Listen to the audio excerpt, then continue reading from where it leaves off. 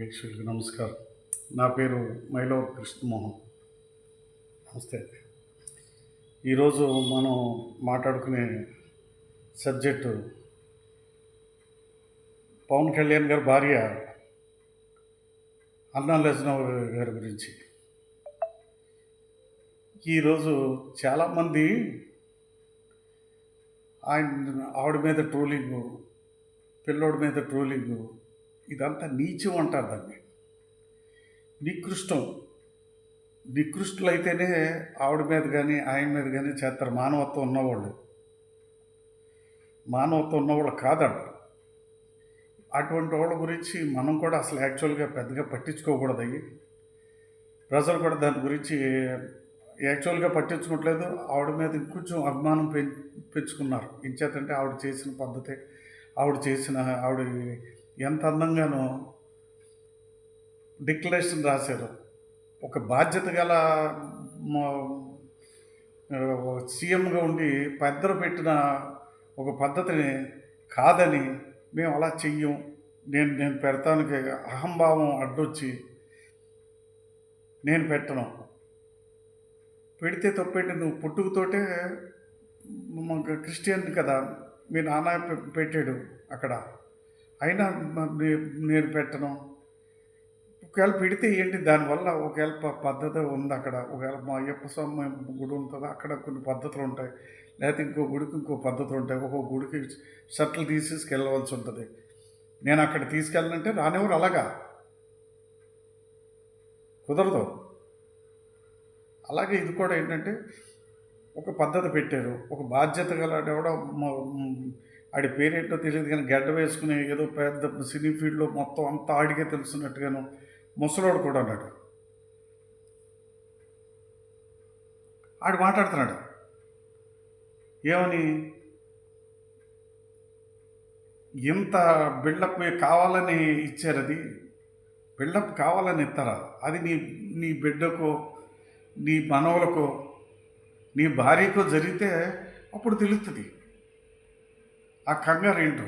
మనం ఎక్కడో ఉన్నాం, వాళ్ళు ఎక్కడో ఉన్నారు. నువ్వు వెళ్ళి చేసేది ఏముండదు. గొప్పకుని చెక్కమని ఇలా తీసుకొచ్చేసేది కాదు. ఒక చిన్న బిడ్డ పాపం, ఆ పిల్లోడు చూస్తే కూడా జాలేస్తుంది అందరికీ. కళ్ళంట నీళ్ళు వచ్చి నిజంగా ఆ పిల్లోడిని చూస్తూ ఉంటే ఎంత సభ్యతా సంస్కారం అంటే, పవన్ కళ్యాణ్ గారికి ఎంత సభ్యతా సంస్కారం, తల్లికి ఎంత సభ్యతా సంస్కారం ఉంది, అబ్బాయికి అంత సంస్కారం ఉంది. ఇచ్చేద్దంటే ఎంతోమంది అభిమానులు గుళ్ళు పూజిస్తున్నారు, అబ్బాయి బాగుండాలని చెప్పిన ఆందోళన చెందుతున్నారు అభిమానులు చాలామంది. అటువంటి వాళ్ళకి ఆక్సిజన్ పెట్టుకుని కూడా ఇలా ఫోటో దిగాడు, నేను బాగానే ఉన్నాను, మీరు కంగారు పడకండి అంటే నాకు కళ్ళంట నీళ్ళు వచ్చినాయి. నా మనవలు గుర్తొచ్చారు అబ్బాయిని చూస్తూ ఉంటే. బా, ఎంత వినయం! ఇది కదా మనం పెంచవలసిన తీరు అనిపించింది నాకు. ఆ రకంగా పెంచారు. ఇంకోటి లెజ్నోవా గారు, ఏమన్నా మేము ఎవరికైనా సరే హ్యూమన్ రైట్స్ ఉంటాయి, కొద్దిగా మానవ హక్కులు. అది మన ఇష్టం వచ్చిన పూజించుకోవచ్చు, మన ఇష్టం వచ్చిన మతాన్ని స్వీకరించవచ్చు, మన ఇష్టం వచ్చిన గుడికి వెళ్ళొచ్చు. అక్కడ పద్ధతులను బట్టి మనం ఒక మసీద్కి వెళ్ళాం, వాళ్ళ పద్ధతులు అయ్యే ఉంటాయి. ఆ పద్ధతుల ప్రకారం వెళ్ళి ఆయన నమస్కారం చేసుకుని వస్తాం.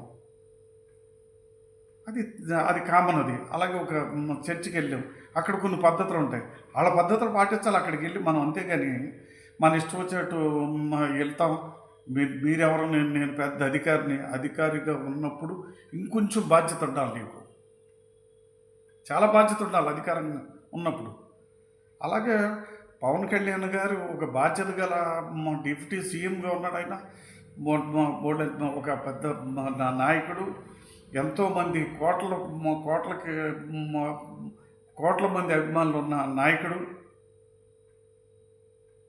జనసేన నాయకుడు, ఎన్డీఏలో ఒక పాత్ర, ఒక కీలకమైన పాత్ర పోషించినప్పుడు 10 మందికి ఆదర్శంగా ఉండాలండి. ఓ పక్కన కుర్రోడికి అది అయ్యిందంటే వేరే వాళ్ళకి మాట ఇచ్చానని చెప్పిన మళ్ళీ ఆ మీటింగ్ కూడా అయితేనే కానీ కదలలేదు, మనం పరుగులెడతాం. అంత ఉన్నతమైన తత్వం ఆయనదా. అంత తత్వం ఈవిడది అసలు కనీసం ఎవరు హడావుడి చేసి వచ్చేసి నానా ఇచ్చేసేసి ఇలాగ 10 మందిని వేసుకుని వెళ్ళిపోలేదు. ఆవిడ చక్కగా డిక్లరేషన్ రాసి ఇచ్చారు. గుండు చేయించుకుంది ఆవిడ. అది కళ్యాణకట్ట దగ్గర గుండు చేయించుకుంది. అక్కడికి వెళ్ళిన తర్వాత మళ్ళీ ఆవిడ దీనికి ఇది మన భోజనాలకి ఎంతో ఇచ్చింది, ఎంతో ఆవిడ డొనేట్ చేసింది, అక్కడ నుండి వితరణ చేసింది, ఆవిడ స్వయంగా వడ్డించింది. వాళ్ళతో పాటు 10 మందితో పాటు కూర్చుని ఆ ప్రసాదం తీసుకుంది ఆవిడ. అక్కడికి వెళ్ళి అగరొత్తులతోటి హారతలు ఇచ్చింది, పసుపు కుంకుమ వేసింది, కొబ్బరికాయ ఎంత అందంగా కొట్టింది, భక్తి శ్రద్ధలతో కొట్టింది.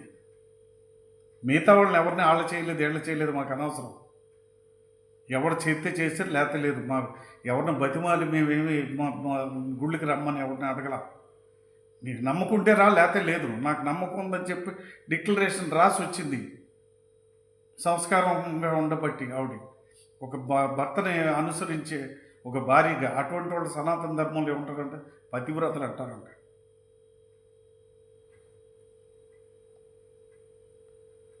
ఆవిడ చూస్తే చేతులెత్తి దండం పెట్టాలనిపించింది. అసలు ఏమి చాలా సింపుల్గా ఉందండి.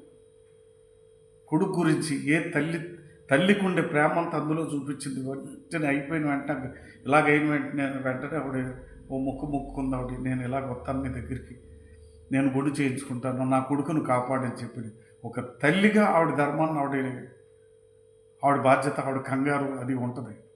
మీరేంటి నీచులకు ఉండదు అది. తల్లి చెల్లి బాబాయ్ ఇటువంటి ఏమి ఉండవు మనకి. బంధం అంటే తెలుసున్నవాడు ఎవడో మాట్లాడ్డా అలాగా.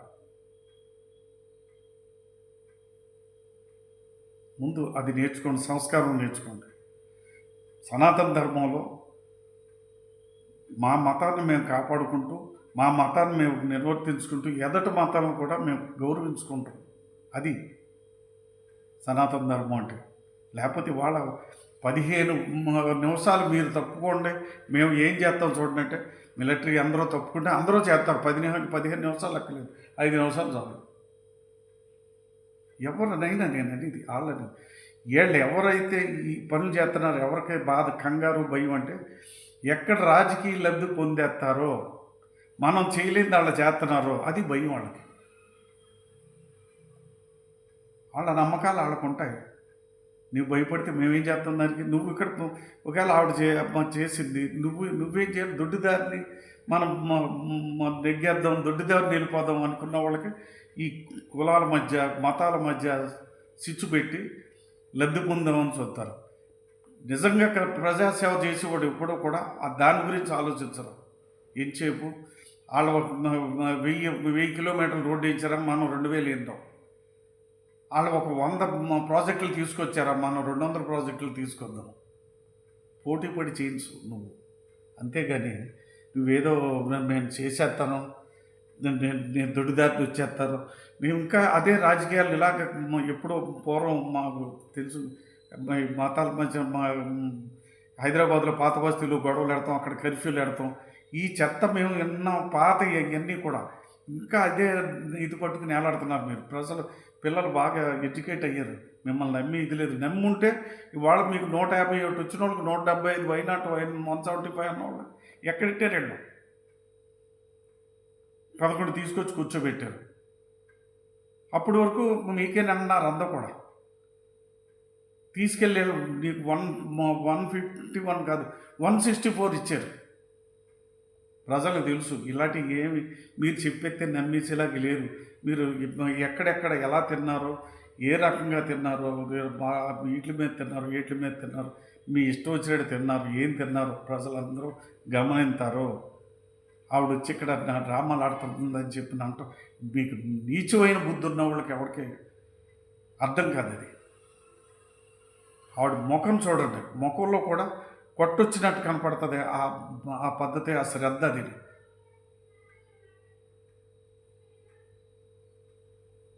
ఎప్పుడో కాసు బ్రహ్మానంద రెడ్డి, నీలం సంజీవరెడ్డి, విజయభాస్కర్ రెడ్డి గారు అప్పుడు రాజకీయాలు ఇప్పుడు ఇంకా ఉపయోగిస్తున్నారు. మీరు ఏదో మా పాత విలన్లో నాగభూషణం రాజనాల్లాగా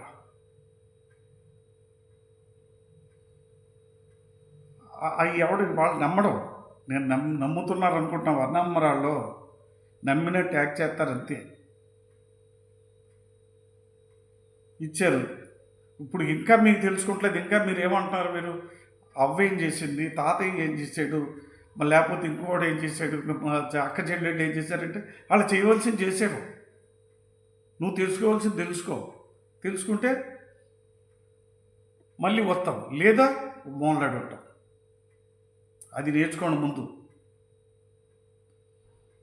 ఏ క్రిస్టియన్ను, ఏ ముస్లిము హింసను ఎవడ కోరడు. కొట్టుకోవటం ఎవరికి ఇష్టం లేదు. ఎవరు 10 మంది ఉంటారు, రాజకీయ లబ్ధి వాళ్ళకి కావాలి, వాళ్ళ దగ్గర తినేసి, ఏదో పార్టీ దగ్గర తినేసి ఇటువంటి పెట్టేసేలు వేసి వాళ్ళు ఓ 10 మంది 20 మంది ఉంటారు, వాళ్ళు కూసి కోతలు వాళ్ళు చేస్తారు ఈ పనులు. సామాన్య క్రిస్టియన్ కానీ సామాన్య ముస్లిం కానీ ఎవరు కూడా ఇటువంటి దాన్ని ఇచ్చారు. మేము వెళ్తాం. మాకు ఇక్కడ మా పెంటపాళ్ళు ఒక మా సాహిబ్ గారు ఉన్నారు, ఆయన దగ్గర నుంచి మేము తాయి తెప్పించుకుంటాం, విభూతి ఎత్తాడు, ఒక 4 నిమ్మకాయలు ఎత్తాడు ఆయన. మాకు ఆ నమ్మకం ఉంది. 300 రూపాయలు ఎంతో తీసుకుంటాడు ఆయన, ఇదివరకు 10 రూపాయలు, ఇప్పుడు 300 అయింది. మా చుట్టుపక్కల అందరూ తెచ్చుకుంటారు. అది మాకు నమ్మకం. అలాగని మా దేవుడిని మేము వెంకటేశ్వరం మా దగ్గరికి వెళ్ళకుండా ఉండం, గుండ్లు చేయించుకోకుండా ఉండం. ఎన్నోసార్లు మేము చేయించుకున్నాం, మా పిల్లలకి చేయించాం. అలాగని వాళ్ళని నమ్మిదే వాళ్ళకి ఇచ్చే గౌరవం వాళ్ళకి ఇస్తాం. అలాగే మాకు ఏదైనా చిన్నప్పుడు ఏ తేలు కుట్టినా ఇంకోటి కుట్టినా కొబ్బరి నూనె రాసి ఆవిడెవరో మా యేసు ప్రభుని ప్రార్థించేది, అది చేయించుకున్నాం. ఎవరి నమ్మకాలు వాళ్ళే. నువ్వెవడరా నువ్వు ఆడ గుండు చేయించుకోకూడదు, అది చేయించుకోవడం మా చిన్నప్పటి నుంచి ఉంది. అది మా అమ్మగారు చేయించుకున్నారు, మా అక్కలు చేయించుకున్నారు, నా మిస్సెస్ చేయించుకున్నారు, అందరూ చేయించుకున్న వాళ్ళే. మేము అందరం మా పిల్లలు చేయించాం గుండ్లు.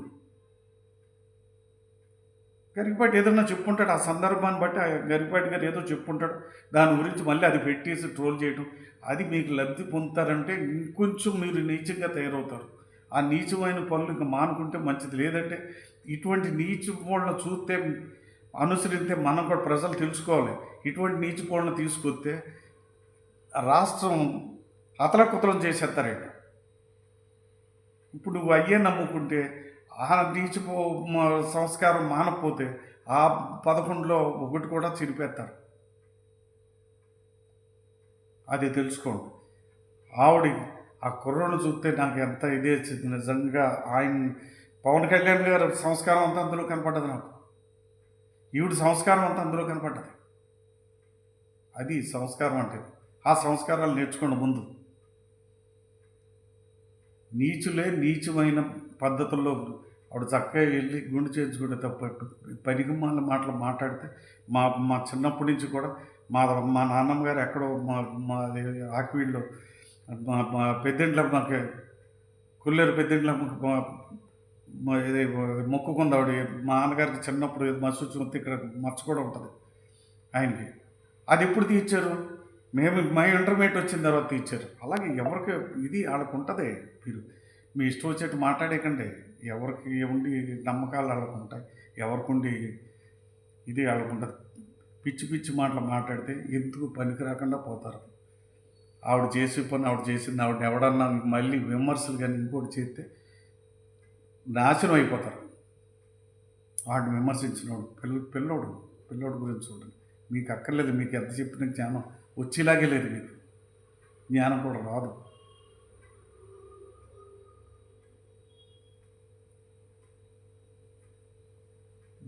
జై జనసేన, జై పవన్ కళ్యాణ్, జై హింద్, నమస్తే.